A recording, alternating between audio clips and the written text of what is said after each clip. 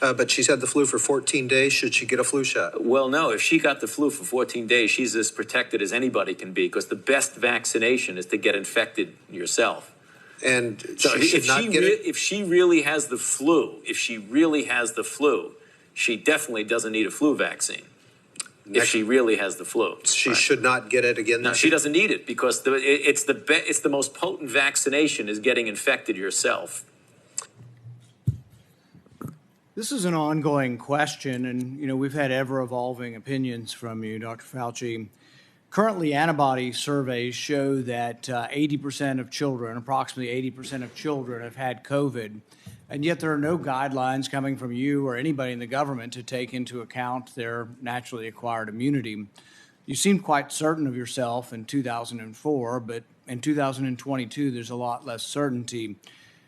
One of the things that we also know after looking at this for 2 to 3 years is that the mortality from COVID is very similar, if not less, than influenza. So when we look at this, we wonder, why you seem to really embrace basic immunology back in 2004 and why you seem to reject it now. Well, I don't reject basic immunology, Senator. And I have never denied that there is importance of the protection following infection. However, as we have said many times, and as has been validated by the authorization by the FDA through their committee and the recommendation by the CDC through their committee, that a vaccination following infection gives an added extra boost. And that film that you showed is really taken out of context. I believe that was when someone called in who had had a reaction to a vaccine and asked me through a telephone in the interview if they should get vaccinated again. So it was in the context of someone who had a reaction.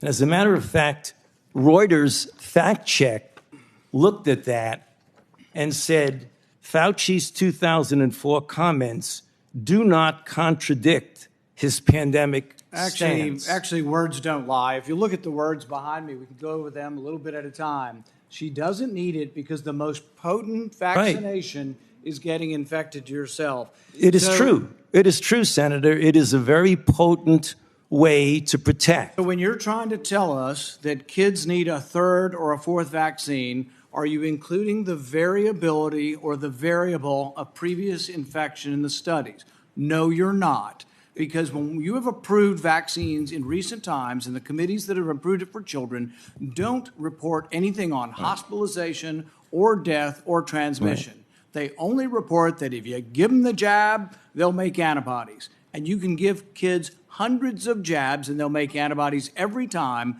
but that does not prove efficacy. So what you're doing is denying the very fundamental premise of immunology that previous infection does provide some sort of immunity. It's not in any of your studies. Almost none of your studies from the CDC or from the government have the variable of whether or not you've been previously infected. So let's look at adults. I've had 3 infections. Should I get a 4th one? If you're going to measure whether I get a 4th one, you need a category that has a 4th one in it, and you need one that has nothing in it, no vaccine or the 4th vaccine. But you also need to know whether they've been infected. If you ignore whether they've been infected, you're ignoring a vaccine, basically, so you're ignoring a variable. So what you're giving us is you decry, and people decry vaccine hesitancy. It's coming from the gobbledygook that you give us. You're not paying attention to the science. The very basic science is that previous infection provides a level of immunity. If you ignore that in your studies, if you don't present that in your committees, you're not being truthful or honest with us.